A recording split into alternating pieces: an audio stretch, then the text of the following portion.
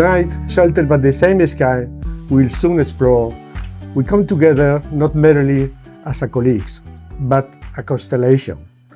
Each one of us a vital point of light. Dear ZAGA Centers, the future calls us to keep working together, to keep learning, to keep innovating, and more than anything, it calls us to remember the core of our mission, to restore dignity through smiles, through a commitment to individualized care as the benchmark of excellence. And tonight, as we step outside and look up at the stars, let us remember that the same spirit that guides us in science is what draws us to the sky, a deep desire to explore, to understand, and to never stop reaching for something greater.